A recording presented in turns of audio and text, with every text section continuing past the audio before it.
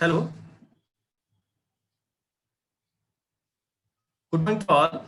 Myself, R.R. Burse, being the convener, I feel privileged to welcome all the dignitaries, participants, research scholars, students, faculty to the one-day international webinar on the relevance of Dalit literature in contemporary Indian literary scene, organized jointly by IQAC and Department of English, BP Arts, SMA Science, and KKC Commerce College, Chalisgaon, District Jalgaon, Maharashtra, India.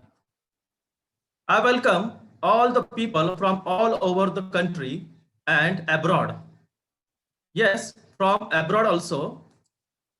With immense pleasure, allow me to declare that we have received delegates not only from all over India, but also from Myanmar, South Africa, Pakistan, Sri Lanka, Philippines, Bangladesh, Iraq, Nigeria, Mauritius, Hong Kong, and Oman. So it transformed this national webinar to an international webinar indeed. As we know, we all are different from different walks of life who are keen to enhance our knowledge and experience. Today's webinar is conducted on digital platform on Zoom and Facebook Live also, in line with the social distancing norms due to COVID-19 epidemic. So it gives me immense pleasure to extend to you a very warm welcome to our patron, Honorable Narayanbhai Agrawal, Chairman, Chalisgaon Education Society, who is a continuous source of motivation for us. He conveyed his blessings to this international webinar. I consider it a great honor to welcome Honorable Principal Dr. M.V. Bildikar Sir as the President of today's webinar. I am privileged to extend my warm welcome to Vice Principal and NAC Coordinator, Professor A.V. Kate Sir. I also welcome Vice Principal P.S. Bhaviskar Sir. It gives me a great pleasure to welcome today's resource person and my mentor, Professor Nitinji Patil from Pratap College, Amalner. Now, I would like to invite Professor P.R. Patil, head of the department, for the introductory speech.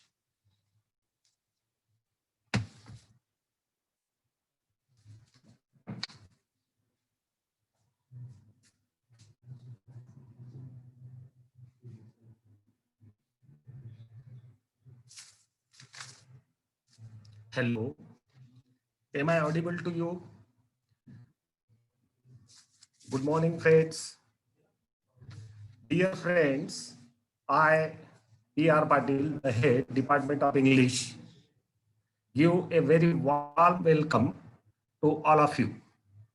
Friends, I'm glad to state that our patron, Honorable Narayan Agrawal, Chairman, Chalisgaon Education Society, Chalisgaon, Dr. M.B. Patil, Chairman, Senior College Committee, honorable members of CE Society, Honorable Principal, Dr. M.B. Bildikar, College Administration, who are the driving force and a source of inspiration for all of us to conduct such academic activities throughout the year for students as well as teaching fraternity.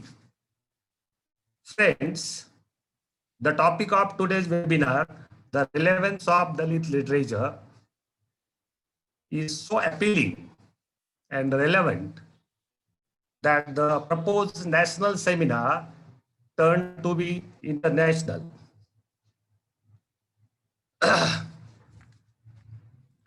Because all over the world, the participants have shown their interest very voluntarily and registered their participation. As my colleague previously said, the response is so overwhelming that participants from different countries, they have shown their interest. It itself shows the importance and relevance of the topic. Dear friends, Dalit literature in India over the past many decades has emerged as a separate and important category of literature in many Indian languages.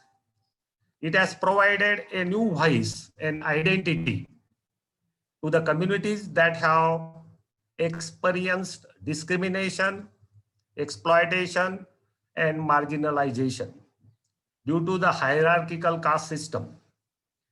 Dalit literature has also made a forceful case for human dignity and social equality.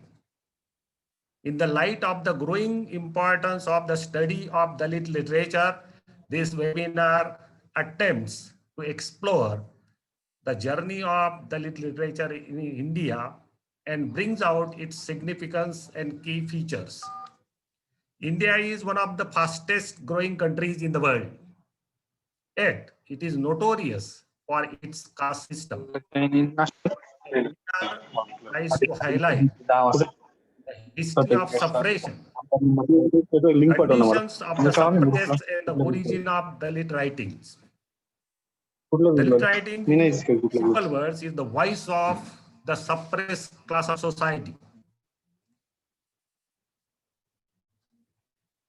It also includes the study of movements and scope of Dalit literature.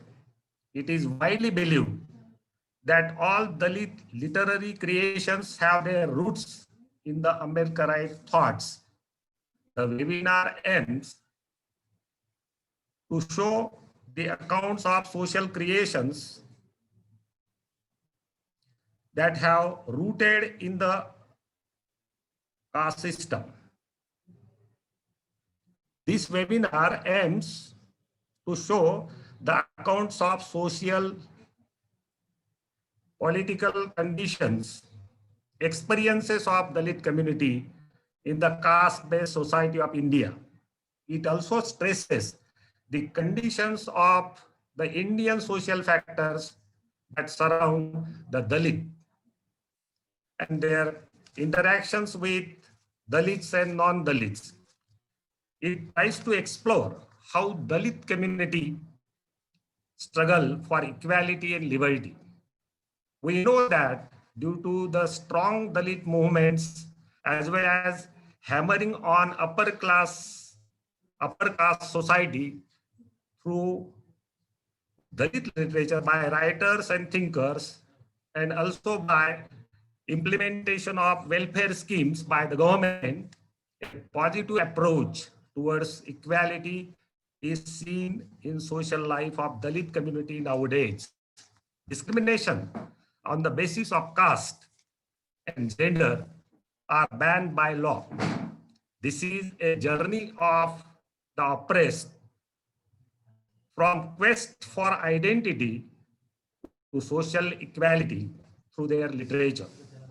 Friends, the important relevance of this subject is not only in language, but it is also seen in literature, history, sociology, geography, psychology, philosophy, anthropology, etc. This type of literature is found in African American writings or Black writing in another world, what is called as Black literature. Friends, with these words, I sum up my introductory note and request all the participants to give your valuable suggestions. Thanks.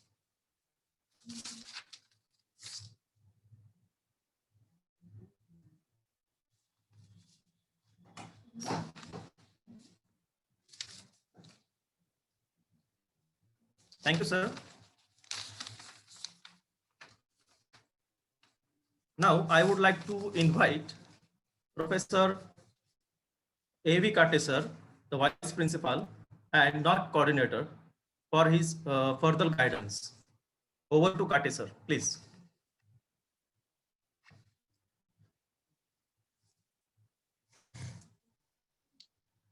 Thank you, Borse sir. As we know, we are witnessing a one-day international webinar on the relevance of Dalit literature in contemporary Indian literary scene, organized, joined by IQAC and Department of English, BP Arts, SMA Science and KKC Commerce College, Chalisgaon, District Jalgaon. IQAC and our college always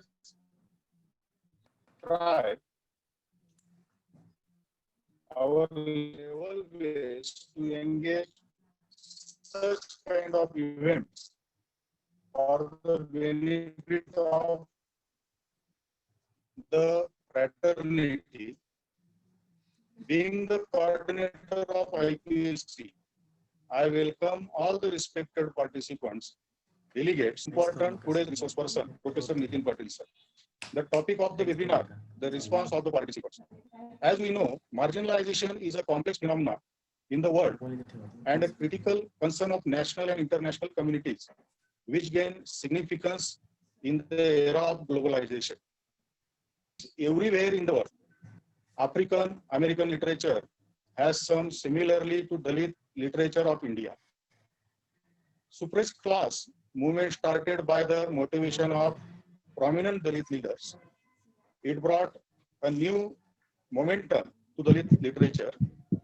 Rejection and revolt in Dalit literature have been brought from the sufferings of Dalits' pain. It is about the oppressed according to the Indian caste system. It forms an important and distinct part of Indian literature. The contributions of Dalit writers have been emerging every day to enrich Dalit literature, as well as Indian literature in recent years. Critics and reviewers have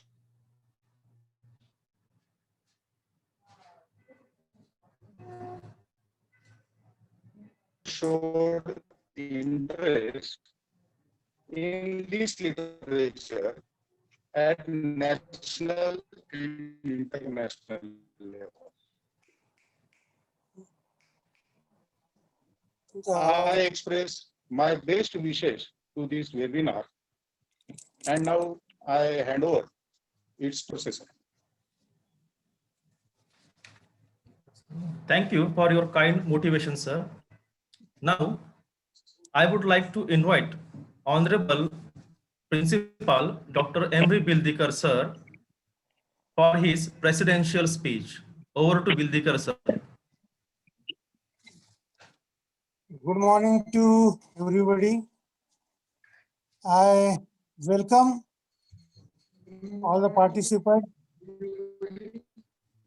Today's speaker, Honorable Professor Patil from Amalner, Coordinator and Vice Principal Dr. Ajay Kate, Vice Principal Dr.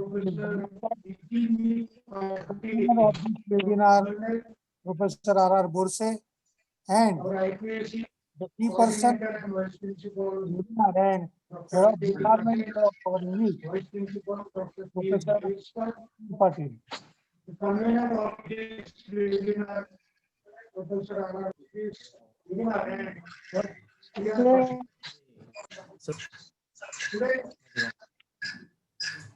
I declare that the webinar on contemporary Indian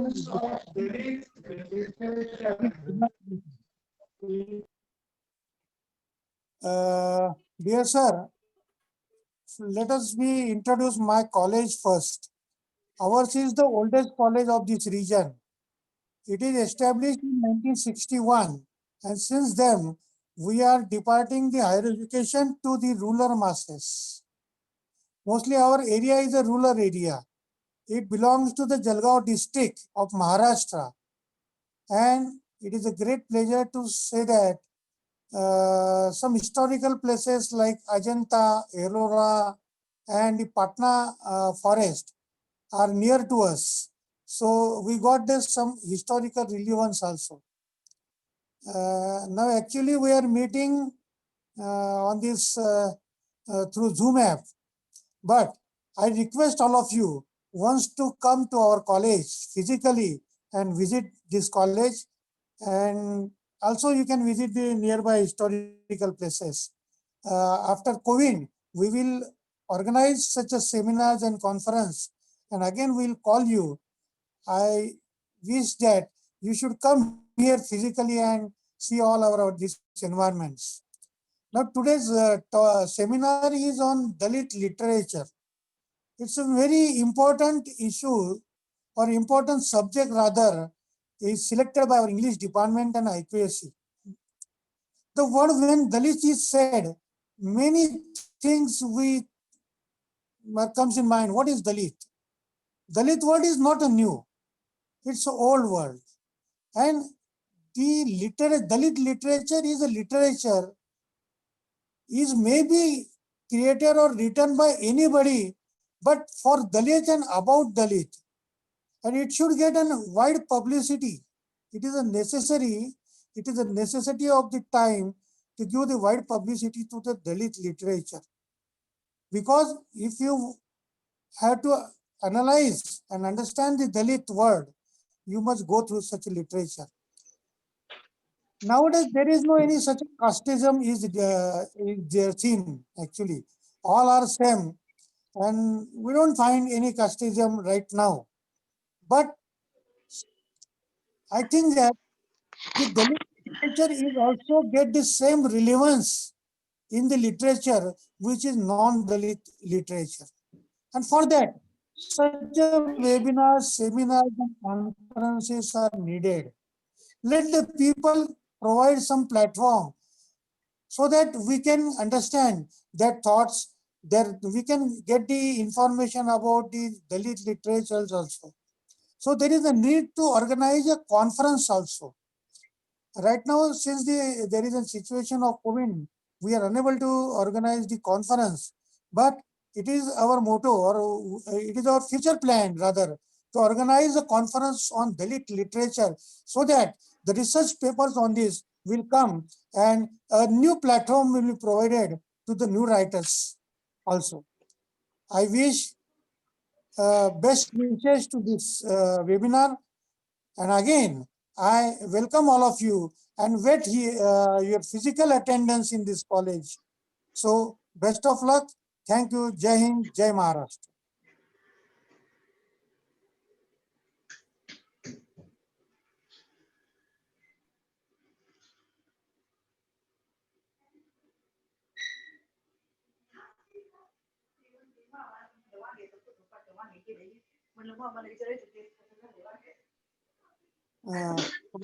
I'm Professor Dr. Borse.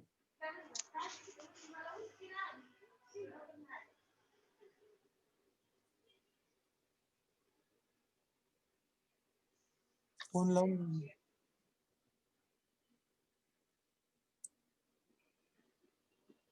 Professor Borse.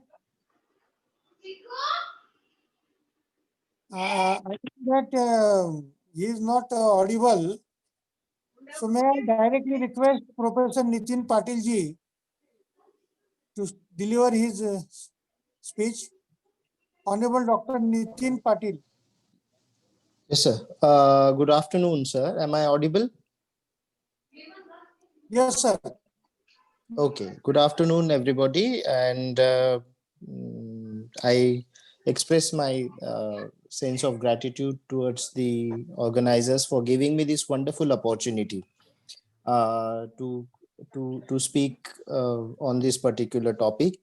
So, I mean, the time which is given to me is for 35 minutes. So I'll speak for 35 minutes. And then after that, if we have some time left, then can someone please, can you please Please, all participants,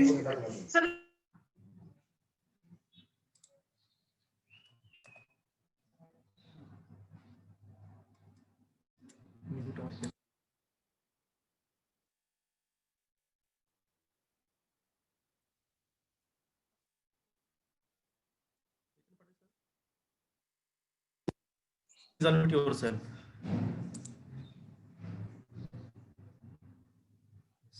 Nitin Patil, sir. Yes, sir. Yes, sir. Okay, please proceed. Okay. So thank you very much for this kind invitation.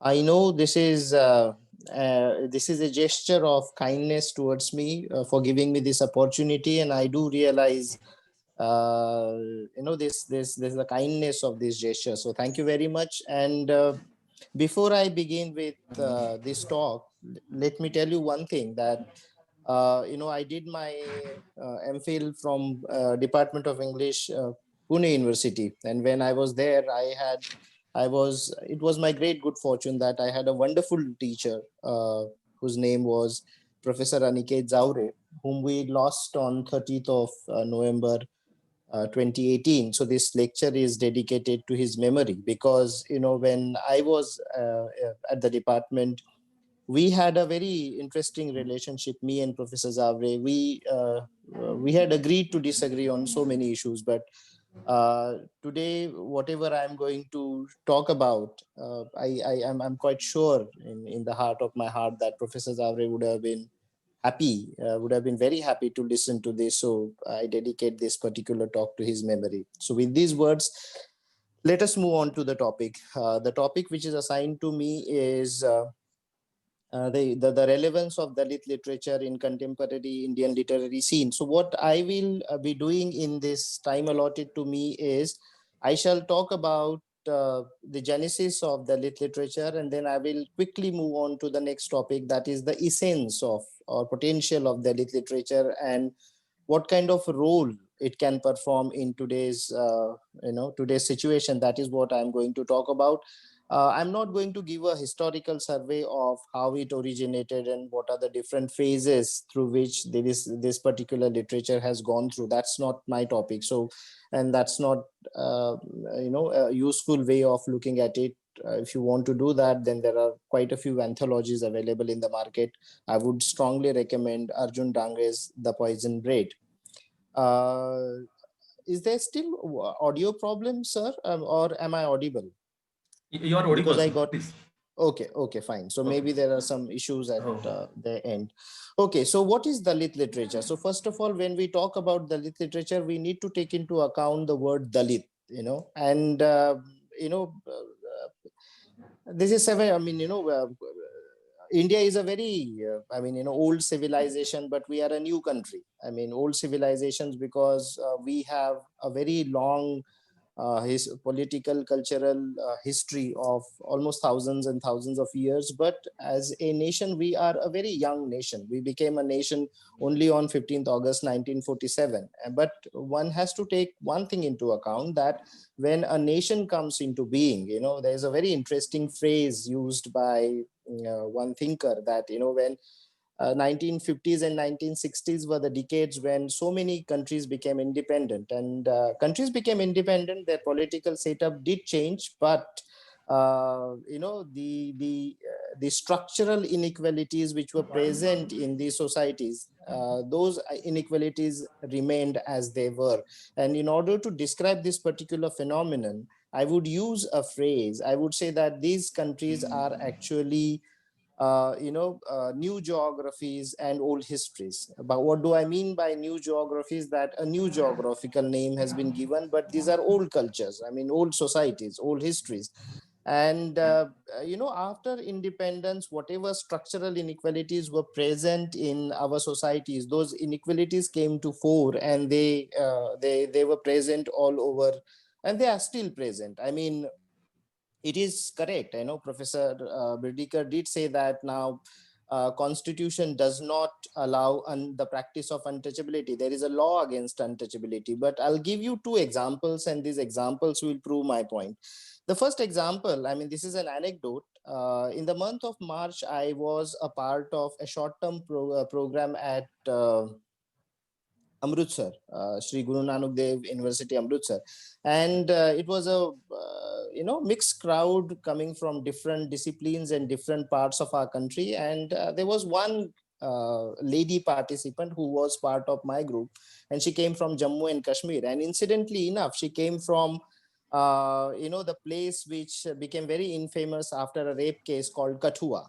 So she belonged to that particular place called as Kathua. And when we were discussing that Kathua rape case, you will be surprised, you will be shocked to know that when I asked about her, she said that, this rape is a fabrication by praise. The rape did not take place. I asked her why, how can you say so? So she said that because, the girl came from Bakarwal community. Bakarwal community is actually an untouchable community, and the pujaris don't touch these people, let alone raping the girl. So look at the blatant example of this kind of caste arrogance and this kind of mentality, and incidents of this kind, reactions of this kind actually make us realize the importance of Dalit literature and that particular point of view.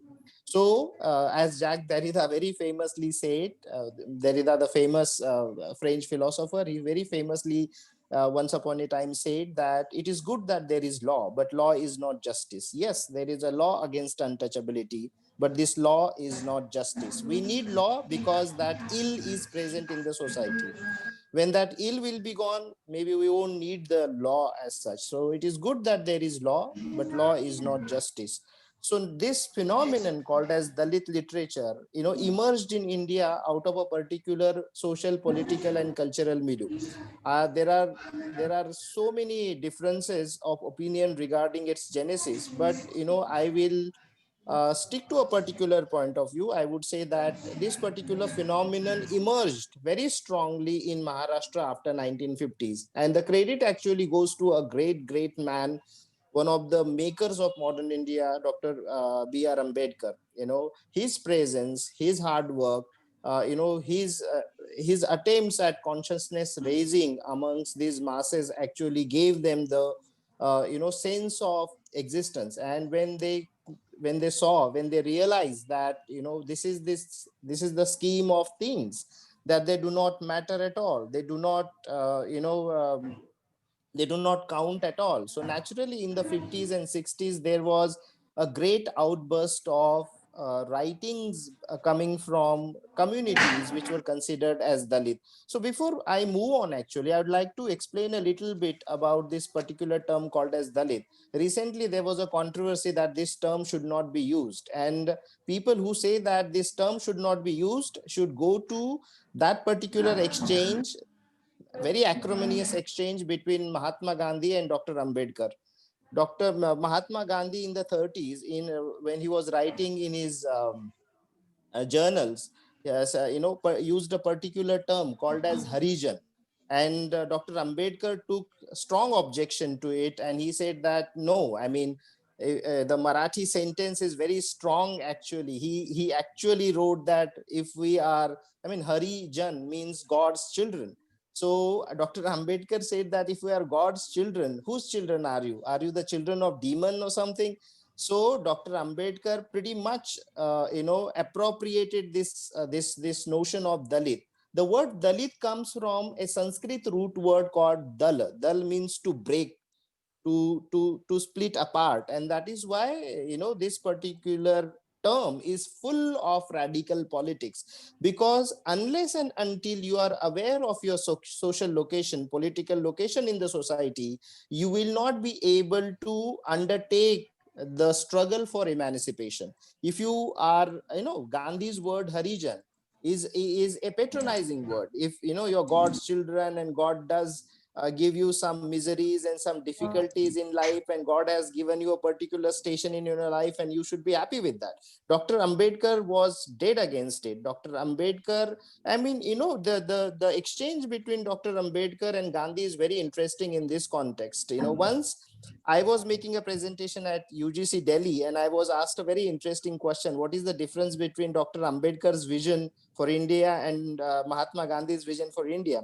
My answer to that question, and this is a thought out answer, is Gandhi's vision is, for Gandhi, India is a homogeneous country. People are living on one plane, and this is a very idealistic vision for India. And Dr. Ambedkar's vision actually is the vision where he does take into account the heterogeneous nature of our polity and our cultural system. Heterogeneous system means, as I've already told you, any society at any given point in time, when it exists, the separate cultural, political, population groups do not live on one horizontal line. Some people are below, some people are ahead of that, and these are historical accidents. Historical accidents means, if we I won't use the Marxian terminology here, accumulation capital and all that, but yeah, I mean the structural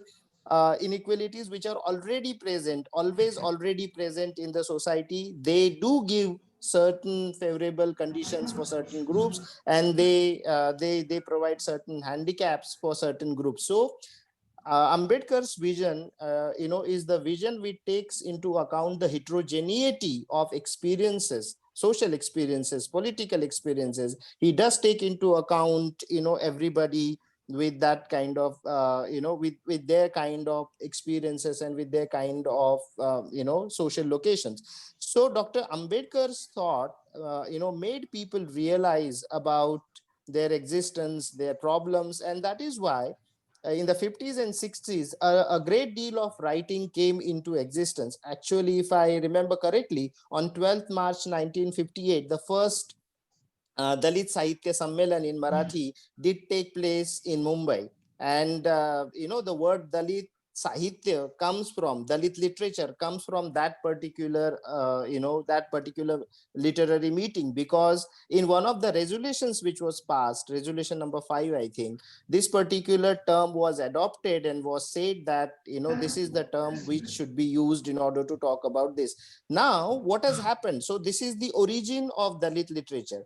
If you look at the tendency the tendencies which are present in this literature are, I mean, look at the literary genres which were used by Dalit writers in the beginning.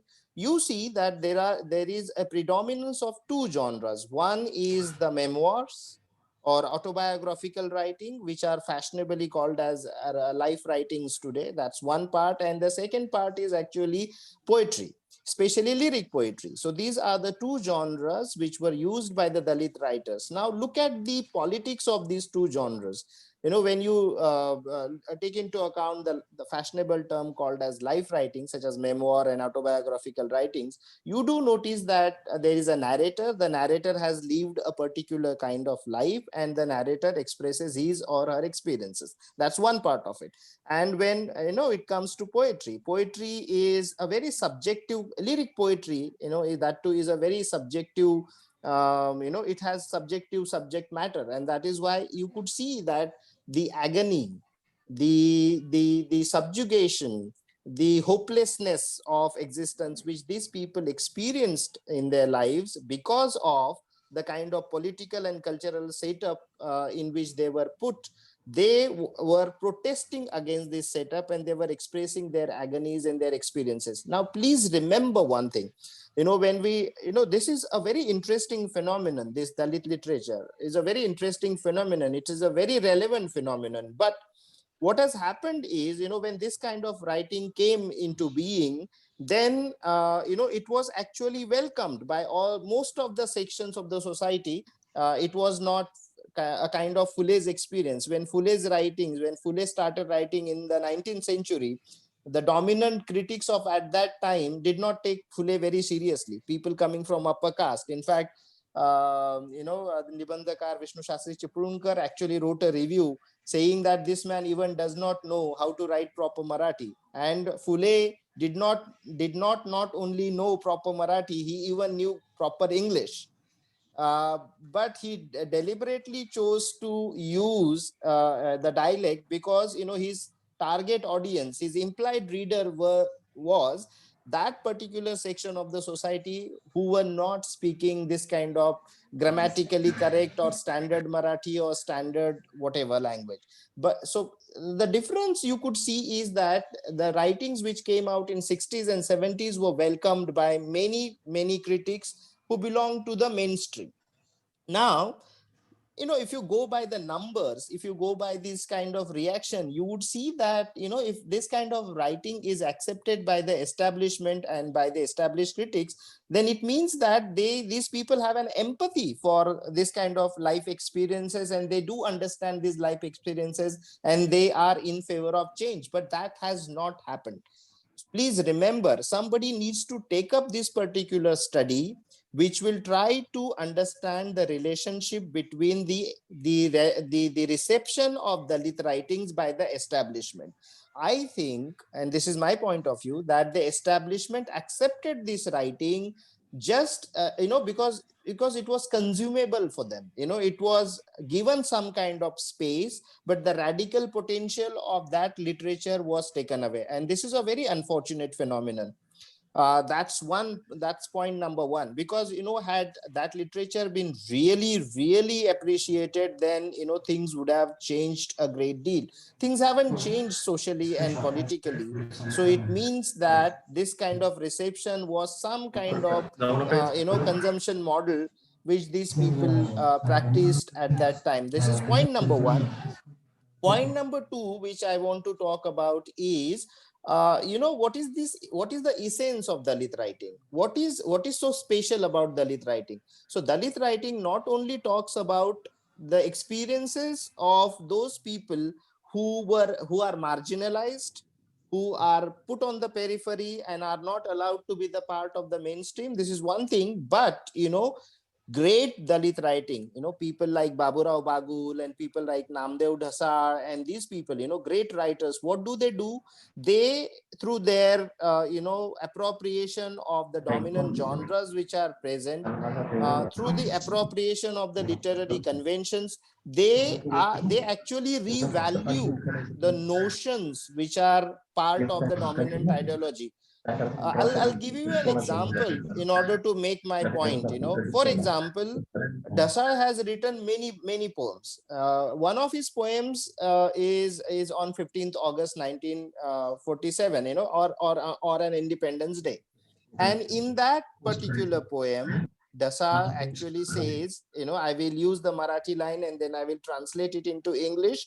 And then maybe, we could discuss this particular line. And Dasar says, Swatantra Kancha Gadvicha Nav ahe. It means that what the hell is this independence you are talking about? This is a reality. For example, 15th August 1947, India became independent politically, but the kind of social, political, cultural freedom which was given to some of its citizens was not experienced by those sections of the society which were marginalized. And that's why that particular idea of Independence Day doesn't make sense, or doesn't make appeal to this this marginalized people, because first of all, they were ruled by the white British, and now they are ruled by the upper caste people. For them, freedom is a myth, independence is a myth.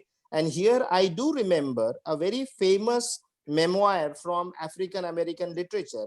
There is a great deal of similarity between African American literature from America and Dalit writings from India.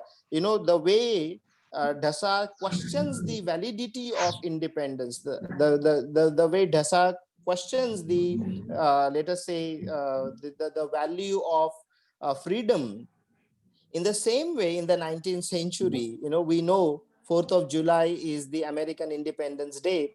There is a famous African American leader and African American thinker who wrote in the 19th century, whose name was Frederick Douglass. He also has written, he also wrote an article in the 19th century titled "What is Your 4th July to Us?"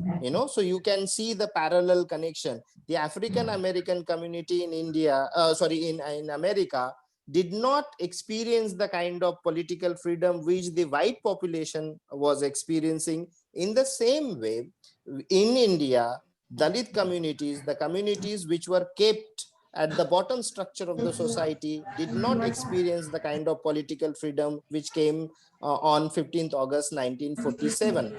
So what I want to tell you is, my point was, what is the greatness, what is the let us say, what is the potential of this literature? The potential of this literature, the greatness of this literature lies in the fact that it tries to revalue the notions by which the dominant sections of the society live, or it tries to revalue those literary values, with the help of which the literary traditions continue. I just gave you an example. I'll give you another example from a wonderful writer called Baburao Bagul. If you are interested in Dalit writing, please read Baburao Bagul. I've read him in, he's one of my all-time favorite authors. Whenever I read him, I do get a new perspective on, human experiences and, other literary matters. And fortunately for those people who do not read Marathi, the English translation is available of his short story collections. Baburao Bagul wrote a couple of short story collections. One of them is titled as Maran Swasta Hot Ahe. Second is Jewa Mi Jaat Chorli Hoti, When I Hid My Caste. I think, I'm not sure about the second collection, but I'm quite sure about the first collection. The last one which I mentioned, Jewa Mi Jaat Chorli Hoti. It is translated by Jerry Pinto, I think, in English, and it is titled as When I Hid My Caste. So that particular collection has a story called Mother, Ai in Marathi. In Marathi the term is Ai. In English, the title of the story is Mother. If you read that story, it is about a classroom, and this classroom is full of mixed students, some students coming from upper class, some students coming from lower caste or Dalit communities, and a teacher is teaching them a poem called by Madhav Julian, a very famous Marathi poet, called Ai. And in Marathi, there is a long tradition of literary tradition of eulogizing mother and mother's role, which begins with Shamchi Ai, Sane Guruji. And there are many poems, there are many short stories which talk about the greatness of mother. But this particular story tries to contrast the it deals with a boy who actually goes back home, and his mother is not an ideal mother. His mother is actually a part of, and she has a very dark past and dark present. Now, why is that so? That is so because, uh, uh, the treatment which she has received from the dominant classes and the dominant society has completely dehumanized her. So here is Bagul's short story, which doesn't try to glorify mother. And there is a literary tradition which glorifies the role of mother. So what Dalit literature is doing, I gave you two examples. I gave you an example from Namdev Dasa and another example from Baburao Bagul. And my point was, the greatness of Dalit literature lies in the fact that the way it revalues the political cultural values which are expressed by dominant classes and their literary writings, and it tries to revalue the literary conventions which are presented by the dominant caste. So that's a wonderful thing which Dalit writing has done so far, and I think the greatness of Dalit literature lies in that particular thing. So this was my point number two. Now, Dalit literature is a very interesting phenomenon. When you say Dalit literature or women's literature, these are very interesting terms. There is a lot of confusion going around about these terms. For example, Dalit literature, look at the term Dalit literature. mains literature doesn't get termed, or mainstream literature doesn't get terms as mains literature or dominant casters literature. It just gets termed as literature. But literature coming out from the marginalized sections do get some kind of nomenclature. So Dalit literature enjoys that kind of a ambiguous position in literary transactions. First of all, you have to take it as literature, but then you have to give it a special status also, that it is Dalit literature. When I say that you have to treat it as a literature, it means that it should be read, it should be analyzed, it should be studied. But at the same time, you are aware of the fact that it is a different kind of literature. Maybe this is the paradox of democracy. When Dr. Ambedkar drafted our constitution, at that time everybody is equal before law, right? I mean, we all are equal before law, but the minorities have the special protection, so they are more equal than others. So this is the paradox of democracy.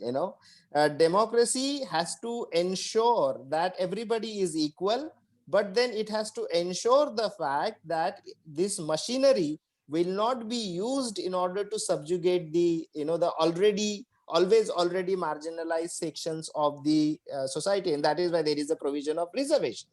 Okay, so technically, essentially, if you look at this phenomenon, everybody is equal, but then some are given special status. They are given special status because if they were not given that special status, the internal colonization will keep happening. The dominant caste will keep exploiting them the way they were doing before independence. Here I remember that famous sentence from Marx and Engels. They wrote that amazing book called as the Communist Manifesto. In one of the prefaces and afterwards, in their lifetime, at least 3-4 editions came out. I think this is the last edition where Marx categorically says one very interesting thing, and he says that when the political when the revolution takes place, when the independence arrives, the political structure itself does not ensure that injustice will not take place. In fact, that very machinery, by its very nature, will continue the practice of injustice. And that is why you need to make such arrangements into that machinery that the machinery will be used for social justice. So the principle of social justice is enshrined in Indian Constitution. And look at, we can use the same analogy to talk about Dalit literature here. Dalit literature is given a special status, but at the same time, it is literature which should be read, studied, and analyzed. This is a very interesting position which Dalit literature, occupies. Now, what I want to, talk about is another point, which is very interesting point, and this is where I think I think that you people will raise question and answers, and then maybe we could talk about it. Dalit literature has remained in a kind of a trap. Dalit, if you look at Dalit writings coming out from the north, coming out from the south, coming from the the middle of the India, you would see that these two genres, poetry and what should I say, poetry and autobiographical writings. So there is a great deal of subjectivity which is still dominant in Dalit writing. And I believe that this is not a good sign. It is time that Dalit writing metamorphoses into something else. Now, what do I mean by this? In the beginning of my talk, I did say that when the writings came out, because people had not spoken, these classes, these groups had not spoken for thousands and thousands of years together, and that is why they were giving vent to their experiences, which these people were which they had experienced all along. But now these people, I mean, these kind of writers need to leave aside the genres which only talk about subjectivity. Please remember, Antonio Gramsci, that famous Marxist critic, has a very wonderful essay called On Passion. Passion means strong emotions. And in that essay, Gramsci tells us a very wonderful thing. This is something which we need to take into account. He says that individual passion is not very useful for politics. because it can only end up in group interest. And as we have seen happen in our own case, group interest breaks down quickly into self-interest. Now, people who are following the Dalit politics over the time, they can see the great deal of relevance in this particular sentence here. I mean, may God give, may his soul rest in peace, Ramvilas Paswan. Ramvilas Paswan since 1990 always remained in power, whether it was Congress government or whether it was the BJP government. Now, why could he do so? Because unfortunately, Dalit politics and Dalit writing, you can see the connection between autobiography, lyrics, subjectivity, because this is what I feel, this is what I think. And please remember, democracy is not about I. Democracy is about we the people. And that is why the preamble of our constitution says we the people of India. And as I was talking about, the traps of Dalit writing so far are their continuance or their persistence of using these subjective genres. And please remember, because these subjective genres only talk about the individual. And then I came to Gramsci, who has taught us a very important lesson. He has a very interesting essay called On Passion. And he says that individual's passion, individual strong emotions, whatever that emotion may be, this emotion is not a good material for radical politics. What do I mean by radical politics? A politics which ensures equality for everybody. And then I talked about that democracy is not about I. Democracy is about we. Gramsci says that, this individual passion, if you erect your literature or if you erect your political struggle only on individual passion, then that gives rise to only group interest. And that is, Dr. Borse, is a problem with Maharashtra's politics or the politics which is present in India, because every group only looks after their interests. That's the unfortunate thing. And Dr. Ambedkar, there is that very famous interview which is now available on YouTube, thanks to YouTube, in I think 1956 or 57. He was interviewed by an American journalist, and this American journalist asks him a question. Everybody can check out this interview. The journalist asks him a very interesting question. He says that, do you think that democracy will survive in India? Ambedkar does not even take a fraction of second to answer the question, no. The man who believed in democracy all his life, the man who gave his best years of his life to write the constitution of this country, till the last breath of his life, he believed in democracy. There is no good, form of government. There is no better form of governance than democracy. This is what I believe. This is what everybody believes. But the man said that democracy will not survive in India. And then the journalist is shocked. And he says that, what do you mean by this? And then he says that, I mean, democracy will be there. I mean, the formal democracy.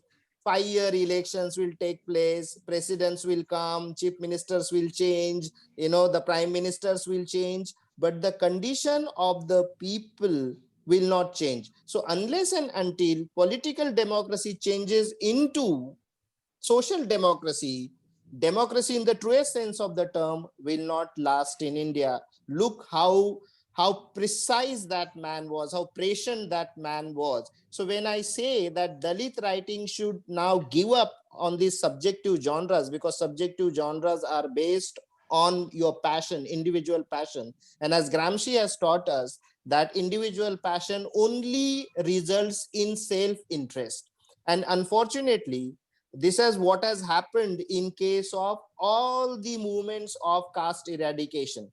Maharashtra has a very long history of Brahmanetar Chalwal. Brahmanetar movement means Brahman versus non-Brahmin movement.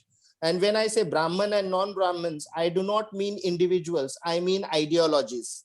There are people, and people represent ideologies. So see what has happened now. Marathas are saying that, reservation only for them.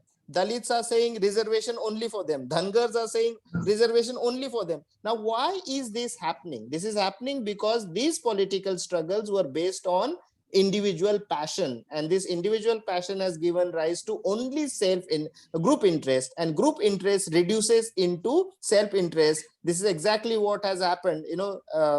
You can take example of so-called Dalit leaders or so-called Maratha leaders or so-called Mahajan leaders or whatever leaders. They run their politics only for self-aggrandizement, for their own development, for their own benefit. And why are we not able to get out of this? Because we haven't realized, or we haven't understood that basic insight of democracy, that democracy is not about justified self-interest. It is about the will to social justice. What is inequality for me? Nobody should experience this. And the relationship between the oppressor and oppressed is a very interesting relationship. The oppressor creates a situation whereby he takes benefit of the oppressed. But when the oppressed classes, when they initiate this struggle of emancipation, because they have realized, because they have known the pains, the pangs, the sufferings of oppression, they should create a system whereby nobody should be put to any kind of oppression. Feminism does not mean hating men. So if we remove men from the power and put women into power, they will create a system whereby men will be marginalized. When we say that when the oppressor revolts and takes the position of an oppressor, when becomes takes the dominant position, because that group has realized the pains and the pangs and the sufferings, they should be able to create a system where there would be no injustice for anybody. And when I say that Dalit literature is very important today, that was the title of the talk. That is why I say it is important, because that is the literature with that kind of potential, that radical potential. The only thing is that Dalit literature needs to metamorphose into something else. It should talk about, it has kind of got trapped into identity politics. Unfortunately, there are very strange things. Feminists once upon a time had this position. If any man wanted to talk about the problems of women would say that no, you are a man, you don't have that location, you don't have that experience, and that is why you should not be talking about women. And today, unfortunately, that is the position with Dalit classes. Article 15, that famous movie came out last year, I think. And some of my friends, who come from different caste and communities, they said that, see, sir, this is a terrible movie. I said, why? Why is it a terrible movie? He said that because the protagonist in that movie is a Brahman. And this movie is made by a Brahman. Anurag, the man who made the movie, had, he was interviewed, and he said that, yes, till this particular point in my life, I did not know anything about Dalit experiences. I realized this, and that is why I made the movie.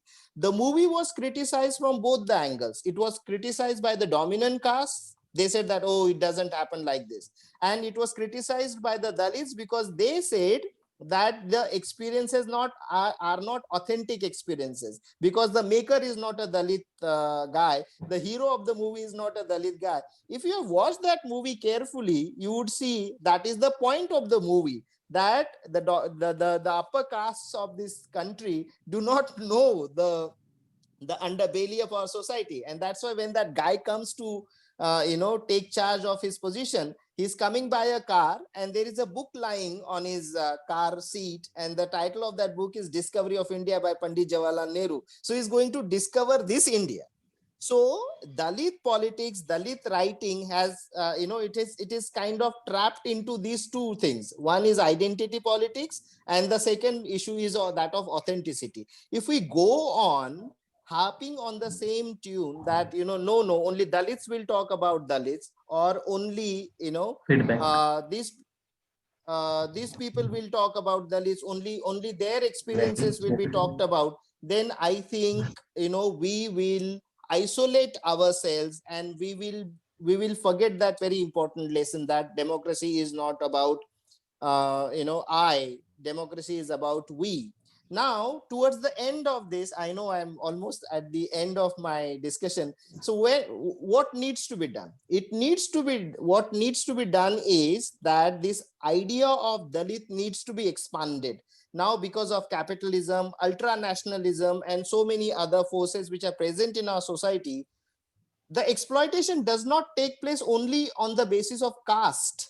It even takes place on the basis of, let us say, other factors. For example, I'll give you a very empirical example. Suppose there is a boy who comes from a Dalit caste and he becomes an IAS officer somehow, and there's his friend doesn't get education and remains in that village.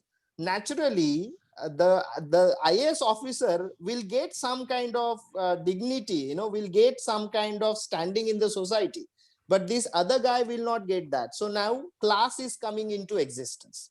Now we know the kind of this is very interesting that in during the pandemic which we are experiencing, you would be shocked to know the man who grew exponentially rich. We all have become poor and poorer, and Ambani has become very, very rich. His wealth has increased many fold. Jeff Bezos, the man who owns Amazon, his wealth has grown many fold. So capitalism and other forces have come into being, and they have also created a system of graded inequality. Dr. Ambedkar once upon a time defined what is casteism. He said casteism is a graded inequality. So other forces have come into existence which have created the systems which are creating graded inequality. Now, what is the need of the time? The need of the time is that literature should give up that passionate thing and should become the literature for all the exploited. Be it a woman, be it a sexual minority, be it a migrant worker. So this is how we need to wage our politics in the name of somebody else. And Dalit literature can certainly play a great role in it. And I would conclude by inviting your attention to a book which just came out in America, and this is available on Amazon. If you have some, if you want to read the book. This book is written by an American journalist whose name is Isabel Wilkerson, and the name of the book is Caste. The title of that book is actually Caste: The Origins of Our Discontent. And Miss Wilkerson in that book doesn't talk about racism, but uses the idea of caste, and she applies this to the case of African Americans in America. And then she imagines that the same kind of analysis will be used world over. So it is time that Dalit literature should give up that passion-driven thing, and should become universal literature, modern literature, which will talk about all the exploited people, be they women, be they LGBTIQ people, be they migrant workers walking all the way to their homes, because there is a great deal of agony which is experienced and which was completely neglected by people. This pandemic has made us realize one more thing, and that is, there is that very strange and disturbing comment made by Donald Trump's daughter. You people know that there was that Dalit girl or a migrant worker girl from Delhi who rode her father on bicycle all the way to Darbhanga, some 1,000 kilometers. And after coming across this news, Miss Trump said that, oh, this girl should actually go to Olympics. Now, this is unbelievable thing. I mean, this is almost analogous to, that French queen, Marie Antoinette, who apparently made that statement when the hungry masses marched on the palace, and they said that, oh, give us bread, give us bread. And Marie Antoinette in response said that if these people do not get bread, why don't they eat cake? So it is that kind of callous remark. The situation of migrant workers has made us realize that we, the middle class, the bourgeois people, have become completely desensitive or insensitive, I should say, to the miseries of these people. And Dalit literature in contemporary times can play that role, by metamorphosing itself into the literature of the exploited all over the world. So I made some points in this particular lecture. I said that it is time that we practiced our own politics in the name of anyone who has suffered social injustice, and stop practicing politics in our own name or our own suffering.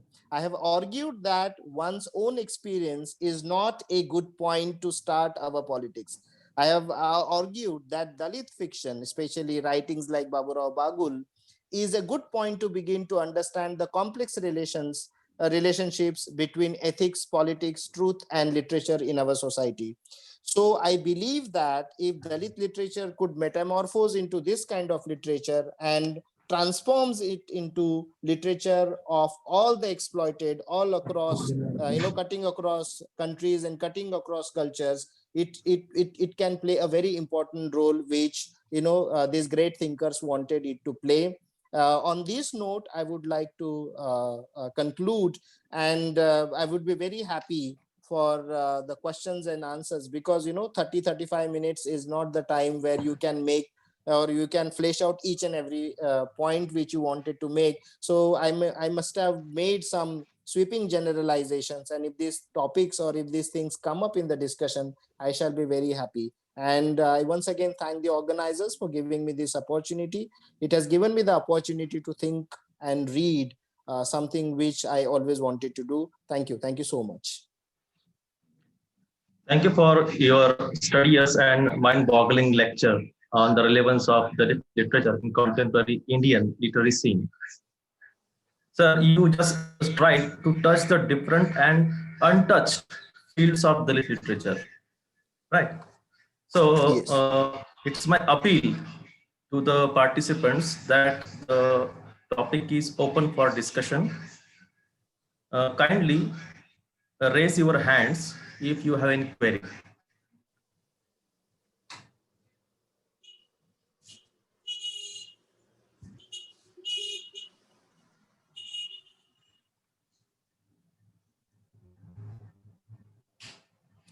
Please ask the questions.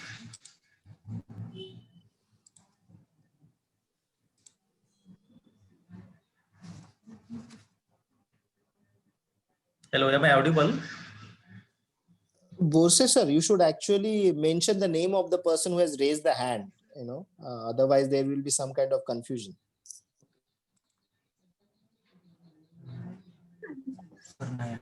Good morning, sir. My name is Good morning. Sharanya Narayanan. I hail from Kerala. So my query, and so first of all, I would like to extend my heartfelt gratitude for the wonderful presentation that you have provided. Thank you. Yeah, so my question is, has spatial politics or geographical politics played any role in excluding the Dalit people from the mainstream? Has geography played any role in that aspect? Okay. The geography of India, I mean to say the geographical spatial location of India, or the places where the Dalit people occupy in the physical realm. So has it played any role in the marginalization of the Dalit from the mainstream community? Okay. So should I answer, Borse sir? Yes, please, sir. Okay, thank you for this wonderful question. If I have understood you correctly, your question asks me to clarify the role of geography in the process of exploitation. You want to ask a question whether geography has played some kind of role. So I believe that when you look at the process of subalternization, or when you look at the process of exploitation, do remember one thing, that when I say that we need to wage our war, let us say struggle for emancipation on universal grounds, but at the same time we need to be aware of one thing, that the exploitation which takes place, we need to keep in mind that very interesting insight from postmodernism.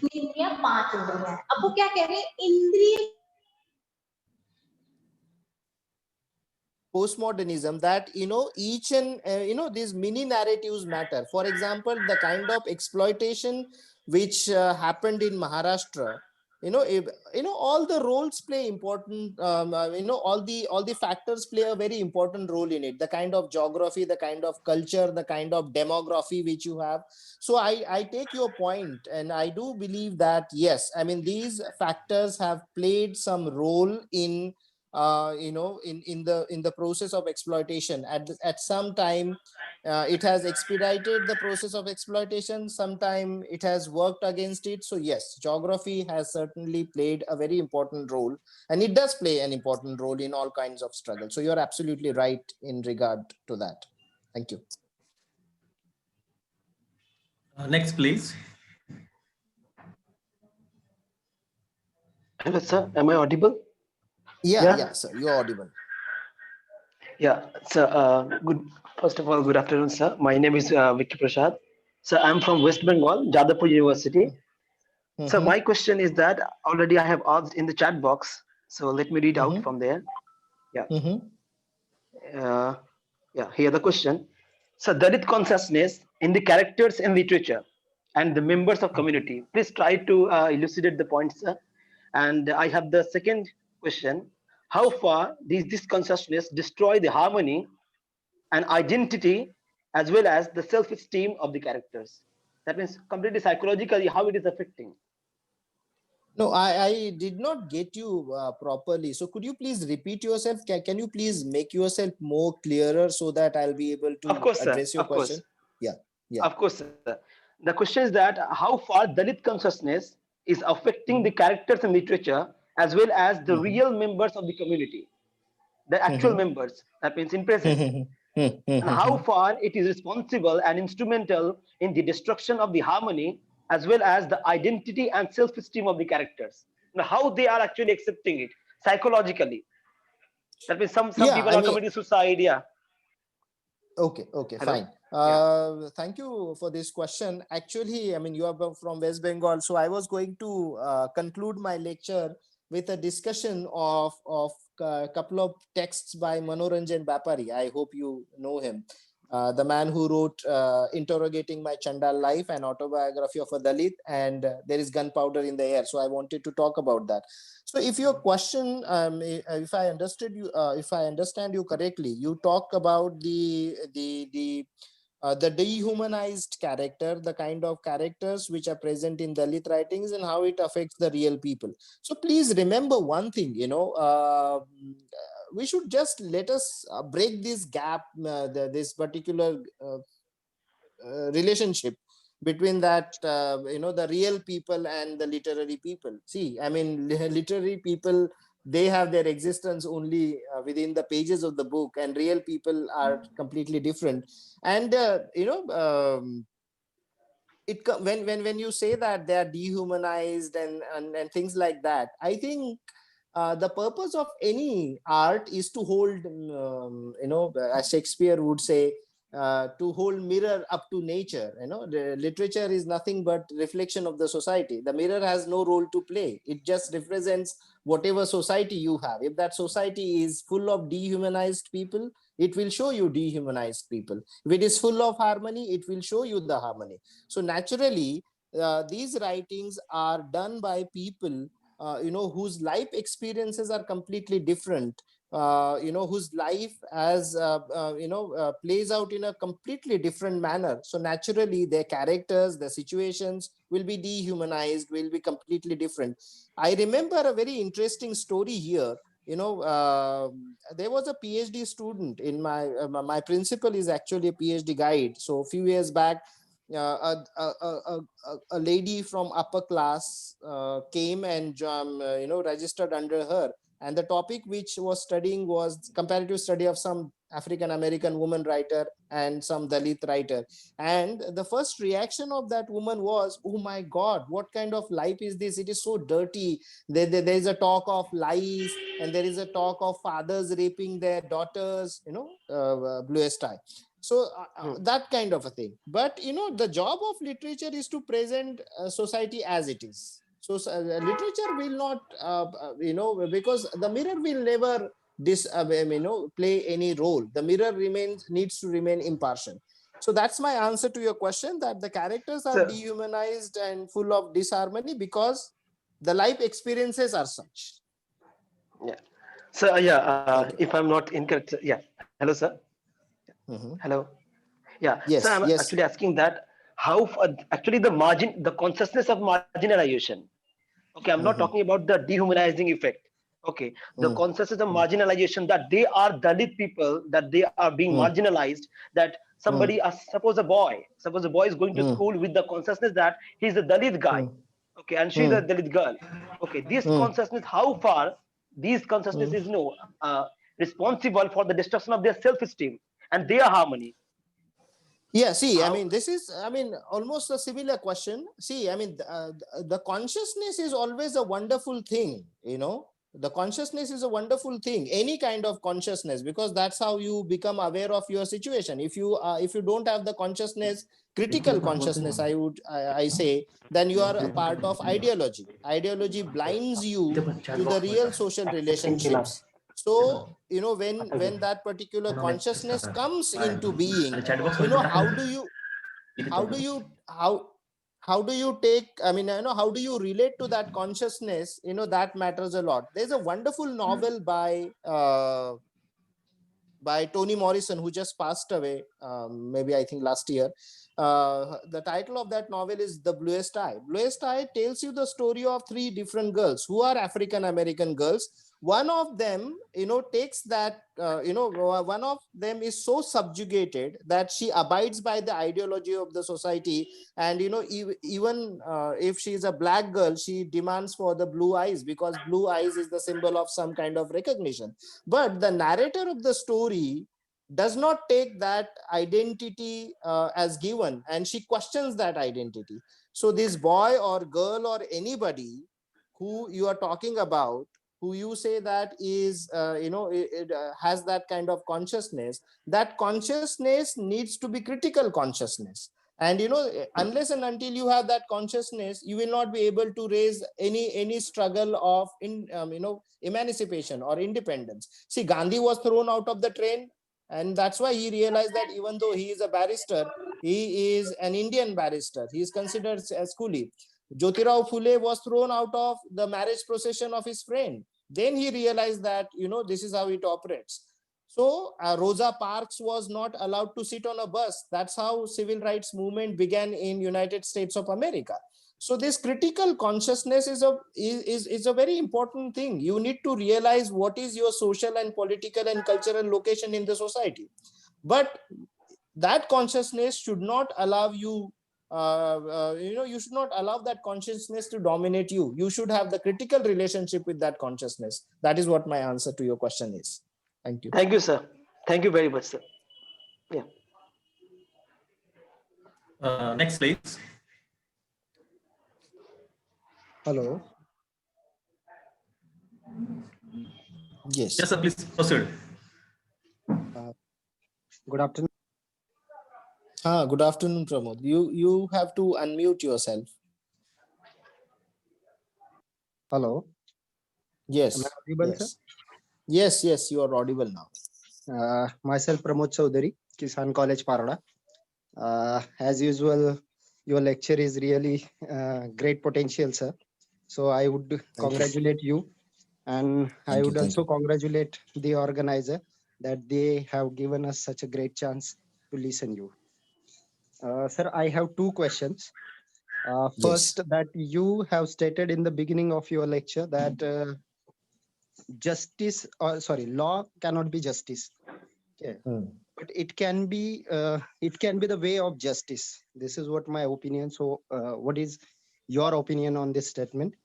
And second question is that Savan people had used a particular narration, and that was very dominant narration.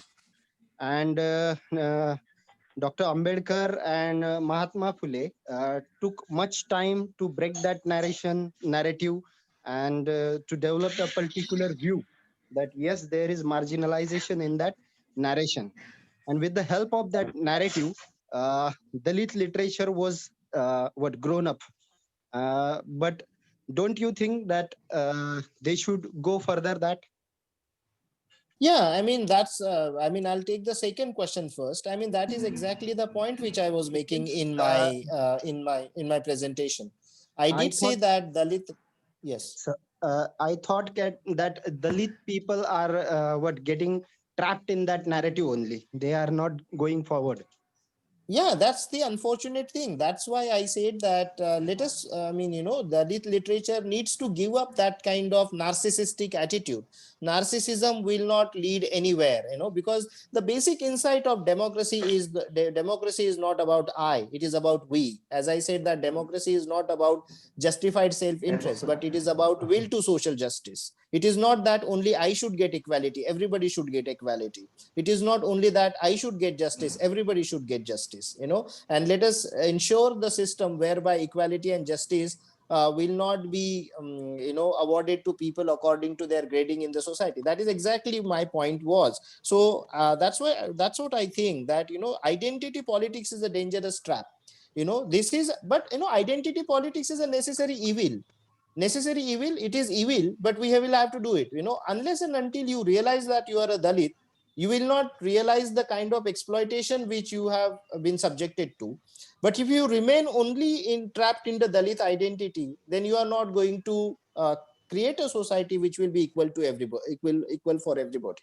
And that is why the trap of identity politics needs to be negotiated in a very careful manner. That is one thing. And that's what I said, that it is time that Dalit literature gives up on lyric writing and autobiographical writing and embraces fiction and other genres of literature which are which are much more challenging and things like that. So that's one thing. And secondly, when you said that law, when I said that famous statement from Derrida where he says that it is good that there is law, but law is not justice. Yeah, that's absolutely true. Law, see, I mean, the law says that untouchability is abolished, but untouchability is still practiced, right? Or why do we need a law? We need a law because that evil is present in the society. That evil is present in the society. That is why you need some kind of defense against it. Suppose that evil is not present, then it is a just society. So that is why law is not a justice. Law can be a way towards justice, but law is not. Law is certainly not justice. Thank you. You, sir.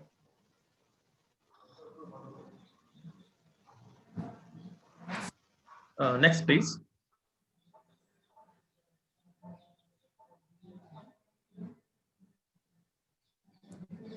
I think Sharanya has one more question. Sharanya. Yes. Yes, sir. So my Yes. question, another question which I wanted to ask is, I'm just trying to take this discussion to another level. So because what I felt is like literature, since literature being medium to, kind of, or as it is told, literature is a medium to transform the society or something. So how far has Dalit literature and the portrayal of the Dalit experiences how far has it become successful in transforming the atrocities meted out against the Dalit people? Because even today, we see a lot of crimes and similar activities being meted out to the Dalit people, especially with regard to rape and other incidents, and focusing on the women gender as a whole. So how far has literature been able, or how far has it become successful in bringing a change with regard to this aspect? Has it been able to produce any sort of change by bringing out the narratives of the Dalit community? Thank you, Sharanya, for this very interesting question. And I remember W.B. Yeats, was it? Once upon a time said that poetry makes nothing happen. Yeah. And Yes, poetry makes nothing happen. And the second thing is that I hope you remember about Holocaust, when the Jews were murdered, absolutely murdered by the Nazis in the concentration camp. Do you know these Nazis were reading Shakespeare and were listening to Beethoven while murdering the Jews? So in itself, literature doesn't make anything happen. But still literature is a very important thing, because literature is the field in which human values, human emotions break new ground. So when the voices which were once upon a time subjugated, if these voices come into this, in the field, in the literary field, in the field of literature, in the cultural field, they bring in that kind of perspective, they bring in those kind of values which were not present in that particular field before, these kind of voices came. So a short answer to your question, it has done very little actually. Literature, as H said, that poetry makes nothing happen. But at the same time, it is essential, it is important, because these voices can certainly lead to critical consciousness. I mean, we can create some kind of consciousness amongst people, which will, bring in the value of justice, or which will underline the importance of social justice. So on its own, it cannot make anything happen, but it is necessary, because it opens up new horizons of experiences which is absolutely essential for democratic growth of the society. Yes, sir. So, we can kind of conclude by saying that this will, at least, if not today, if at least in the years to come or in the days to come, may give a spark in someone to try fighting for a more gender, or more equality centered society. So that could be the way it can be put, I guess. Yeah. I mean, the basic purpose of university or higher education, I mean, the model of education which we have comes from German universities of the 18th and 19th century. And German university had two models before it. One was Wissenschaft and the other was Bildung. These are German words. Wissenschaft means creating knowledge, and Bildung means to, build characters. And that is why we have a genre called as Bildungsroman.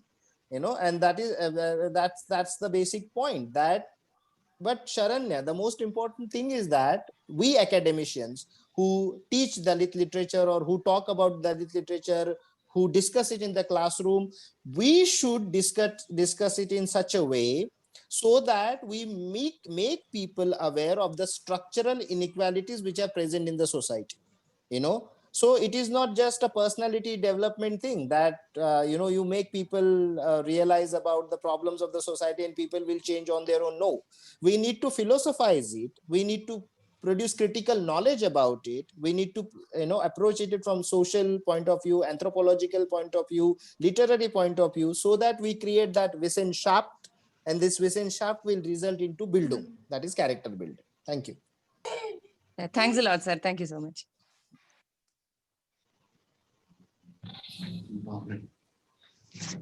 Next question, please.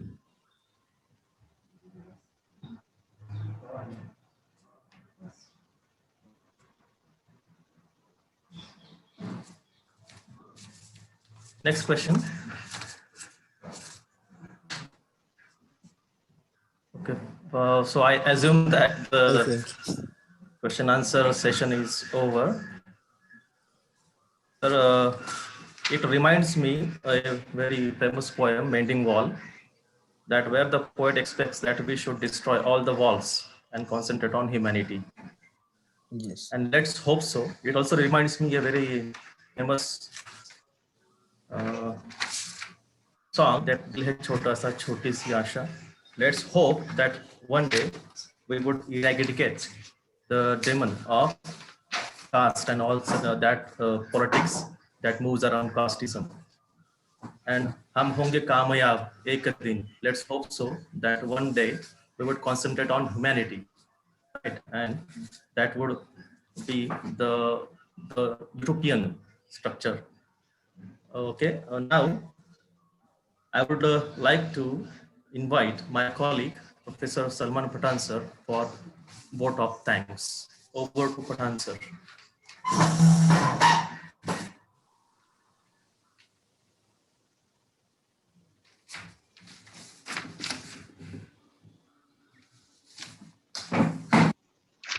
Hello. Lovely and warm namaste to all. First of all, I would like to thank our father of our CS College, Honorable Narayan Bhau Agrawal, Chairman, Chalisgaon Education Society, respected Principal, Dr. M.B. Mildikar sir, respected Vice Principal and NAC Coordinator, Professor A.V. Kate sir, today's resource person that who gave us a very valuable knowledge regarding Dalit literature, our favorite and my personally mentor, Professor Nitinji Patil sir from Pratap College, Amarne.